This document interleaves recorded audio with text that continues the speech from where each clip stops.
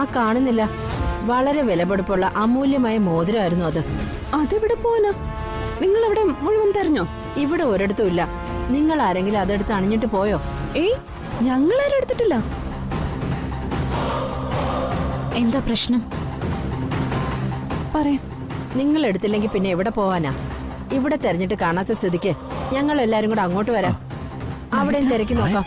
ഇവിടെയോ? ആ അതെ, ഞങ്ങൾ അങ്ങോട്ട് വരുവാ. ആ ശരി. മഹേട്ടാ, എന്താ മോളെ, എന്താ ഉണ്ടായേ? അത് അവിടെ ഒരു വൈരമോതിരം കാണാനില്ലെന്ന്. വൈരമോതിരം കാണാനില്ലെന്നോ? ആ, കാണാനില്ല. അവരവിടെ മുഴുവൻ അന്വേഷിച്ചു, അത് കിട്ടിയില്ല. നമ്മളാരെങ്കിലും എടുത്തിട്ടുണ്ടോന്ന് അറിയാൻ വേണ്ടിയാ ആന്റി വിളിച്ചത്. നമ്മൾ എടുത്തിട്ടില്ലല്ലോ. അത് മാത്രമല്ല, ചോദിക്കാതെയും പറയാതെയും ഞങ്ങൾ അവിടെ നിന്ന് എന്തെങ്കിലും എടുക്കോ? എന്തായാലും ഞാനും ചേച്ചി എടുക്കത്തില്ല. അപ്പൊ ഞാൻ എടുക്കുന്നാണോ? അങ്ങനെ ഗോപു പറഞ്ഞോ? ഇല്ലല്ലോ. ഇപ്പൊ ഏതായാലും ആ വൈരമോതിരം നമ്മുടെ ആരുടെയും കയ്യിൽ ഇല്ലല്ലോ. ഇല്ല, അത് ഞാൻ അവരോട് പറഞ്ഞു. പക്ഷെ അവരെല്ലാരും കൂടി ഇങ്ങോട്ട് വരുന്നുണ്ട് മോതിരം അന്വേഷിച്ച്. അതിനിപ്പോ എന്താ, വരട്ടെ.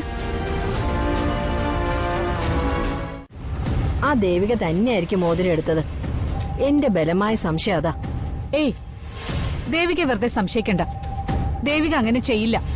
അഥവാ ആ മോതിരം എടുക്കുകയാണെങ്കിൽ എന്നോടോ അമ്മയോടോ ദേവിക അത് പറഞ്ഞിരിക്കും. ആ, മോഷ്ടിക്കുന്ന ആള് പറഞ്ഞിട്ടല്ലേ മോഷ്ടിക്കുന്നേ. ദേവിക എന്തിനു മോഷ്ടിക്കണം? ഇവിടുത്തെ എല്ലാ ലോക്കറിന്റെ അലമാരകളുടെയും താക്കോലുകൾ അവളുടെ കയ്യിലല്ലേ. ആ താക്കോലുകളെല്ലാം ഞാൻ അവൾക്ക് കൈമാറിയതല്ലേ. സ്വന്തം മുതൽ അവൾക്ക് മോഷ്ടിക്കേണ്ട കാര്യം എന്താ? ദേവികയുടെ വീട് വരെ പോയി ഒന്ന് പരിശോധിച്ചാൽ സംശയം തീരുമല്ലോ. അതെ, അത് വേണം. അല്ല, സംശയം തോന്നിയ സ്ഥിതിക്ക് എന്തുകൊണ്ട് അവിടെ പോയി പരിശോധിച്ചുകൂടാ, അല്ലേ? മായേ ഹരിയും പറഞ്ഞതാ ശരി. ദേവികയുടെ വീട്ടിൽ പോയി ഒന്ന് പരിശോധിക്കണം. മഹേട്ടാ, സ്വന്തം കുടുംബത്തിലുള്ളവരെ ഇങ്ങനെ സംശയിക്കുന്നത് നാണക്കേടല്ലേ അമ്മ? അതൊന്നും നോക്കിയിട്ട് കാര്യമില്ല. ദേവികയുടെ വീട്ടിൽ പോയി പരിശോധിക്കുക തന്നെ വേണം. ആ, നിങ്ങൾ വേഗം അങ്ങോട്ട് ചെല്ലേ. എന്താ, പോകുന്നില്ലേ? ആരും പോകുന്നില്ലെങ്കിലും ഞാൻ തന്നെ പോയി പരിശോധിച്ചോളാം. അത് വേണ്ടമേ, ഞങ്ങൾ ചെല്ലാം. എന്താ, നിങ്ങൾ പോകുന്നില്ലേ? മനസ്സിൽ സംശയം വച്ചുകൊണ്ടിരിക്കുന്നതിനേക്കാൾ നല്ലത് അതെത്രയും പെട്ടെന്ന് ദൂരീകരിക്കുന്നതാ. നിങ്ങൾ ചെല്ലേ.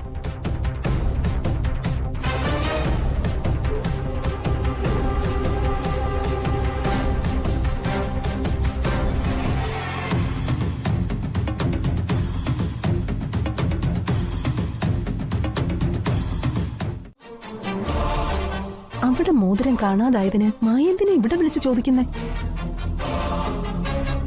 അതത്ര പന്തിയൊന്നും അല്ല. ഇതിന്റെ പിന്നിൽ എന്തോ കളിയുണ്ട്. എന്താടി, എന്താത്? നിനക്ക് വല്ലതും അറിയോ? അമ്മ അന്ന് പറഞ്ഞെന്ന ഐഡിയ ഇല്ല.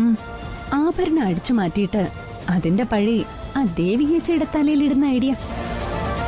അത് ഞാനും മായാന്റിയും കൂടി ഒന്ന് വർക്ക്ഔട്ട് ചെയ്തു.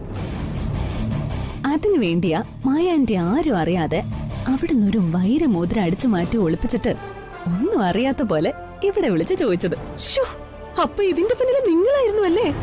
ഞാനത് ഊഹിച്ചു. അയ്യോ, ഒന്ന് പുതുക്കെ പറമ്മേ. ആരെങ്കിലും കേട്ട നമ്മൾ പെടും. എന്നിട്ട് അടുത്ത സ്റ്റെപ്പ് എന്താ? അതൊക്കെ അമ്മ കണ്ടറിഞ്ഞാ മതി. ഓ, അവളുടെ ഒരു പത്രാസും. ശരി, ഞാൻ കണ്ടറിഞ്ഞോളാം. അല്ല, ഇന്നത്തോടെ ദേവിക ആ വീട്ടിൽ നിന്ന് അടിച്ചിറക്കുമല്ലോ അല്ലേ? അതിലൊരു സംശയവും വേണ്ട, എല്ലാം സെറ്റാണ്. എന്റെ ഈശ്വര, അവളെ ഇന്ന് തന്നെ പൊന്നാരൻ തോട്ടത്തുകാരെ അടിച്ചിറക്കണേ. എന്നിട്ട് വേണം എന്റെ പൊന്നു മോക്ക് രാജകുമാരിയെ പോലെ അവിടെ വാഴ. അതൊക്കെ നടക്കും അമ്മ. അമ്മ നോക്കിക്കോ. കുറച്ച് കഴിയുമ്പോ ജാനകി അമ്മയും മായാന്റിയും ഹരിയങ്കളും ഇവിടെ വരും. വൈരമോതിരം മോഷ്ടിച്ചതിന് ദേവികേച്ചെ കൈയോടെ പിടിക്കുകയും ചെയ്യും. മുത്തശ്ശ, അമ്മ എവിടെ പോയിന്ന് പറയേ. ഇന്നിവിടെ ഞങ്ങൾക്ക് വിരുന്ന് തരുന്നു അമ്മയ്ക്ക് അറിയാലോ. അപ്പൊ അമ്മ എന്താ ചെയ്യേണ്ടത്? അത് വേഗം വീട്ടിലേക്ക് വന്ന് ഈ ചടങ്ങിൽ പങ്കെടുക്കുക വേണ്ടത്. അമ്മ എന്താ അത് ചെയ്യാത്തത്? മുത്തശ്ശ, എനിക്കെല്ലാം മനസ്സിലാവും. അമ്മയ്ക്ക് ഞങ്ങളെ കാണുന്നതിൽ താല്പര്യമില്ല, എന്നെയും കുട്ടനെയും. അതുകൊണ്ടാ ക്ഷേത്രദർശനത്തിന്റെ പേരും പറഞ്ഞ് അമ്മ ഇവിടുന്ന് മാറി നിൽക്കുന്നത്. ഞാൻ പറഞ്ഞ ശരിയല്ലേ മുത്തശ്ശ? നിനക്കെല്ലാം മനസ്സിലായ സ്ഥിതിക്ക് ഇനി ഞാനായിട്ടൊന്നും മറച്ചു വെക്കുന്നില്ല. നീ ഉദ്ദേശിച്ച തന്നെയാ സത്യം. നിന്നെയും സിദ്ധുവിനെയും കണ്ടാൽ അവളുടെ മനസ്സിന്റെ നിയന്ത്രണം വിട്ടുവെന്ന് പറഞ്ഞാ അവൾ ഇവിടുന്ന് ക്ഷേത്രത്തിലേക്ക് പോയത്. ഇനി നിങ്ങൾ പോയി കഴിഞ്ഞാൽ അവൾ തിരികെ വരൂ. അമ്മയുടെ മനസ്സ് ഇതുവരെ മാറിയില്ലേ മുത്തശ്ശ? അമ്മയുടെ ഈ വിരോധം എത്ര കാലം തുടരും? എന്നാ അമ്മ എന്നെയും കുട്ടനെ അംഗീകരിക്കുക? ഞങ്ങളെ ഇനി അംഗീകരിക്കില്ലേ? ജീവിതകാലം മുഴുവൻ അമ്മ എന്നെയും കുട്ടനെ ഒഴിവാക്കി നിർത്തുവോ? മോള് സങ്കടപ്പെടണ്ട. ശ്രീകലയ്ക്ക് എത്ര കാലം നിങ്ങളോട് പിണങ്ങിയിരിക്കാൻ സാധിക്കും? ഒരുപാട് ദിവസമൊന്നും അവൾക്ക് അതിന് സാധിക്കില്ല. മോളെ, ഏറിയ 4-5 മാസം, അതിനുള്ളിലെ അവളുടെ മനസ്സലിയും.